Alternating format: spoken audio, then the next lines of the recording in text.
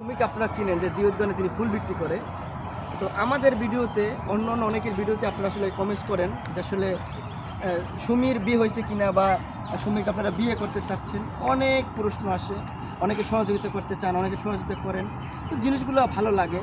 আরেকটি বিষয় সবচেয়ে যে জিনিসটা আপনারা বেশি কমেন্টস করেন যে আসলে ভাই সুমি নাকি মাদ্রাসায় পড়ালেখা করছে বা সুমি বিয়ে শাদী করে আসলে পর্দাশীলভাবে থাকতে চায়। এই জিনিসটা অনেকে আসলে সুমির মুখ থেকে জানতে চেয়েছেন।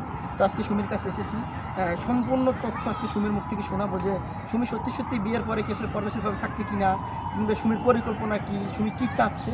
তো যাই হোক, সুমি কেমন আছেন? আলহামদুলিল্লাহ ভালো। আচ্ছা সুমি, তোমার মা একটা ভিডিওতে বলছিলে তুমি নাকি মাদ্রাসায় পড়ালেখা করছিলে। জি, এটা কি সত্য? সত্য। যে কতটুকু পড়ছিলে মাদ্রাসায়? আমি প্রথম কায়দা পড়ছি, সি পড়া পড়ছি, পরে কোরআন শরীফ পড়ছি। 4 সি পড়া খতম দিয়া আরো 3 পৃষ্ঠার আরো সামনে। আর এখন তো অর্ধেক কোরআন শরীফ পড়ে রাখতে পারতাম যদি দেশে থাকতাম। তো এই যে মাদ্রাসায় পড়ালেখা করলা, কোরআন শরীফে নিয়েছিলা, জি। তো হঠাৎ করে এই যে পড়ালেখাটা মানে মাদ্রাসা বলে ছেড়ে দিলা কেন? এই যে দেশে চলতে পারি না, কষ্ট হয় অনেক। আমার মাও চলতে পারে না, বলে তোর ভাইও তো পড়াশোনা করতেছে, অনেক তো টাকা করতে পাবো আমরা, সংসার তো কম লাগে না, চাইল লাগে, সবই লাগে, যা রান্না করে জান। আচ্ছা, তখন তো বাড়িতে ছিলাম, তখন বাসায় তখন বাবা কোথায় ছিল? বাবা তো ছোট থেকেই নেই, একবারে ছোট থেকে তুমি দেখোই না? না। আচ্ছা, তো তখন তোমার মা কি করতো? তখন আমার মা ফুলবি কি করতো, আমার কোলে নিয়ে। তোমার কোলে নিয়ে ফুলবিটি করতো।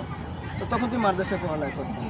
মানে এখন মূল কথা হচ্ছে তুমি যে টাকা পয়সা তুমি কষ্টের কারণে পড়ালেখা করতে পারো না। না, তোমার ইচ্ছা ছিল? এখন যদি আমার বাবা থাকতো অবশ্যই আমার অনেক পড়া থাকতো, হয়তো আমার এই জিওদানা আয়া মতন ফুল মাদ্রাসা লাগতো, তা ভালো পরিবেশে থাকতাম। আচ্ছা, এই যে জিওদানে ফুল বিক্রি করো অনেক দিন যাবত, আসলে তোমার কি কষ্ট লাগে যে একটা মেয়ে মানুষ হইয়া ছেলেদের কাছে যাওয়া লাগে, মেয়েদের কাছে, মানুষের ধারে ধারে যাইয়া? ফুল গাছ আমার অনেক সরম লাগে, মানুষের আঙ্গ হওয়ার যে মানুষ বইয়া থাকে যে একটা গাড়িটাও ফুল নেয়, আমার সরম করে। অনেক শরম করে না? আসলে কষ্ট লাগে না? মানে কেউ কটু কথা বলে এই যে? না না, আমি ওরকমভাবে মনে করি ওনাদেরকে এত জোর করি না, আমি বলি ভাই এটা ফুল নিবেন, যদি ওনাদের ভালো লাগে বলে যে একটা দাও, আর যদি না ভালো লাগে আমি জায়গা আমার। তোমার মতো তুমি চলে যাও, মানে অনেকের মতো জোরাজুরি করতে পারো না না? না না, আমি জোরাজুরি করা পছন্দ করি না। আচ্ছা, এই যেমন তুমি মাদ্রাসায় পড়ালেখা করছো, এখন ঢাকা ফুল বিক্রি করো, মানে তোমার মাও কান্নাকাটি করে অনেক করছিল যে আসলে তোমাকে নিয়ে আসলে অনেক স্বপ্ন।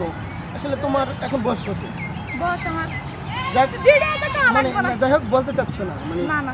কিছুদিন পরে তোমার বিয়ে শাদী দিবে মা বলছিল। হ্যাঁ, আচ্ছা, তোমার মা একটা বিয়েতে বলছিল যে তোমাকে বিয়ের পরে আসলে ভালো মাদ্রাসা করছে, ভালো জায়গায় বিয়ে দিচ্ছে, তুমি বলছিলে যে বিয়ের পরে পর্দাশীলভাবে থাকতে চাও। তো এই জিনিসটা বলো, সত্যি কি থাকবে? এটা সত্যি। যে তুমি আসলে কেমন ছেলে চাচ্ছ, মানে মাদ্রাসায় পড়া না আসলে কোনো চাকরিজীবী নাকি? তোমার ইচ্ছে কি? ভালো একটা চাকরি করবে, আমার মনে করেন বাসায় রাখবে, আমার যাতে ফুল মূল না বেচা লাগে এরকমভাবে রাখবে। আচ্ছা, মাদ্রাসা ছেলে কি পছন্দ হবে? এটা আল্লাহ কাকে জানে, আমার কপালে কি এরকম আছে। না, অনেক আছে যেমন দাড়ি টাড়ি রাখে, হুজুর টাইপের, তোমার পর্দায় রাখবে তারা। হাসি কেন তুমি? আমি হাতের কথা বলছি। আচ্ছা, আল্লাহ যদি এরকম যদি রাখে তাহলে অবশ্যই হবে। আচ্ছা, মানে এটা হাসার কথা না, মানে অনেকেই জানতে চাচ্ছে যে সুমির দায়িত্ব আমরা নিতে চাচ্ছি বা সুমিকে আমরা বিয়ে করবো, সুমির গার্জেনের কাছে যাবো, সুমি কি সত্যি সত্যি বিয়ের পরে পর্দাশীলভাবে থাকবে কি? অবশ্যই থাকবে, হ্যাঁ, অবশ্যই চেষ্টা করবো। আর আমি এইভাবে এই পর্দার শিল্পীরা থাকতে আমি পছন্দ করি। আচ্ছা, অনেকেই বলছে যে আসলে যারা ফুল বিক্রি করে, ফুটপাতে থাকে, বড় হয়, তাদের সংসার টেকে না বা সেই সমস্ত মেয়েরা আসলে সংসারিক হয় না। এটা মনে করেন যার যে ইচ্ছা, ওনাদের মতো করে ওনারা কী করে না করে তারা আমি জানি না। তোমার মনের ইচ্ছা কি? আমার মনের ইচ্ছা, আমি মনে করেন বিয়ে শাদী হইলে আমি আর আসবো না এনে ফুল বিক্রি করতে। মানে তুমি চাচ্ছ স্বামীকে নিয়ে সুন্দরভাবে সংসার জীবন যাপন?